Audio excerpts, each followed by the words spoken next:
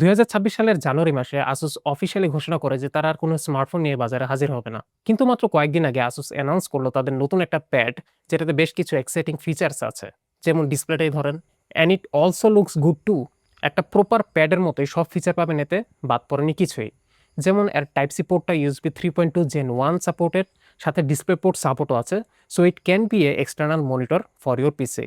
অথবা ক্রিয়েটিভ কাজ করতে চাইলে এটাতে কিন্তু একটা স্টাইলাসের সাপোর্টও আছে, যেটাকে আসুস পেন বলা হয়। ইন্ডিয়ার বাজারে এই প্যাডটা আসছে আগামী 6 August. So what is going on?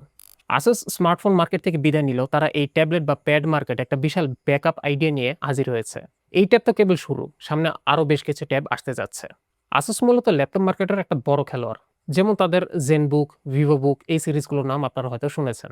তারা এই ট্যাবটাকে এমনভাবে ডিজাইন করেছে যেন এই ট্যাবগুলো তাদের উইন্ডোজ পিসিগুলোর সাথে গ্লাইড এক্স অ্যাপসের মাধ্যমে সহজে কানেক্ট হতে পারে এবং একটি পোর্টেবল সেকেন্ডারি স্ক্রিন বা প্রোডাক্টিভিটি ডিভাইস হিসেবে কাজ করতে পারে। কিন্তু আপনি যদি পার্ট টাইম পিসি ভিজিটর হয়ে থাকেন তাহলে কোনো সমস্যা নেই। এই প্যাডের অ্যান্ড্রয়েড অপারেটিং সিস্টেম আপনার জন্য বিকল্প পথ দেখাবে। সাথে এর ডিসপ্লে, স্পিকার, ব্যাটারি আপনার মাল্টিমিডিয়া এক্সপিরিয়েন্সকে আরও নিখুঁত করবে।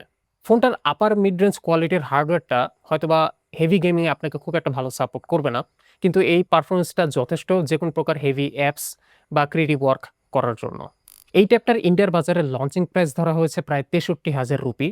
আশা করা যায় বাংলাদেশে এটা অফিসিয়ালি আসবে, এবং যদি আসে আমার ধারণা এই ট্যাবটা 80,000 থেকে 90,000 টাকার মধ্যে বা আশেপাশে থাকতে পারে। And it will be a tough competition for Asus. Lakh টাকার হিসাব বলে আমি অবশ্যই স্যামসাং বা অ্যাপেলের ট্যাবের দিকেই তাকাবো সবার আগে। এই ট্যাবের 8 জিবি র্যামটা আমার কাছে বেশ খানিকটা কম মনে হইতেছে। আই থিঙ্ক এটা যেই ক্যাটাগরির একটা ডিভাইস, এটার জন্য 12 জিবি র্যাম মিনিমাম থাকা উচিত ছিল। তাই আমি আশা করব নেক্সট মডেলগুলোতে আরেকটু পাওয়ারফুল হার্ডওয়্যার থাকবে, এবং সেটা অবশ্যই আরো কম্পিটিটিভ প্রাইসিং এ।